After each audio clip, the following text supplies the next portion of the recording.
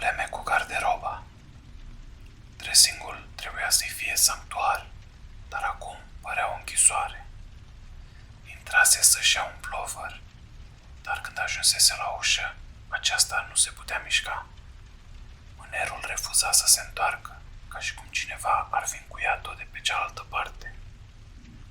Intră în panică, scâlțind ușa cu toată puterea ei, dar nu s-a deschis.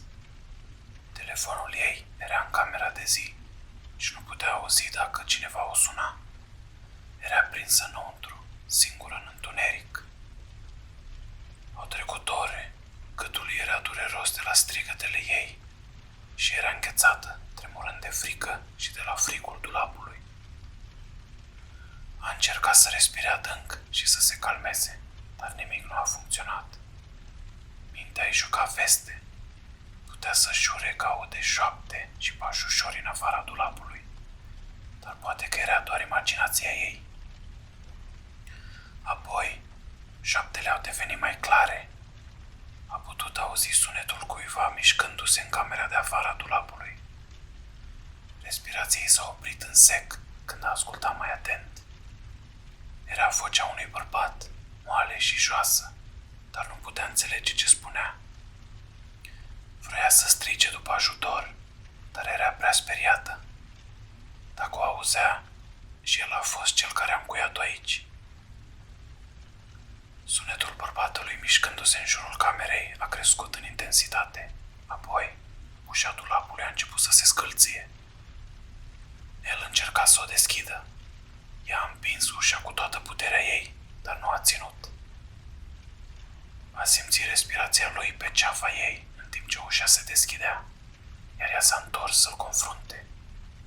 Dar nu era nimeni acolo. Camera era goală. A simțit o mână rece atingându-i glezna și a țipat. A încercat să se târască în afara camerei, dar nu avea unde să meargă. A simțit mâini apucând-o, trăgând-o înapoi în dressing. Și apoi, doar întuneric. Când soțul ei a venit acasă mai târziu în acea seară, a găsit ușa dressingului deschisă și camera goală. După ce s-a întors la parter, a observat cheile casei pe masa din hol, lângă geantă, și lumina galbenă a lămpii reflecta în ecranul telefonului ei, direct în ochii lui, când a intrat în camera de zi. Nu era niciun semn de soția lui în orice loc. A sunat la poliție, dar nu au putut găsi nicio urmă a ei. Era ca și cum ar fi dispărut în neant. Câțiva ani mai târziu, noii proprietari ai casei au raportat evenimente stranii. Șoapte în miezul nopții, uși care se închid brusc și sunetul cuiva mișcându-se prin casă. Se spune că dressingul este blestemat și că oricine intră în el după miezul nopții și închide ușa, nu mai iese. Și dacă asculți atent, s-ar putea să auzi șoaptele slabe ale unei femei, cerând ajutor, prinsă în captivitatea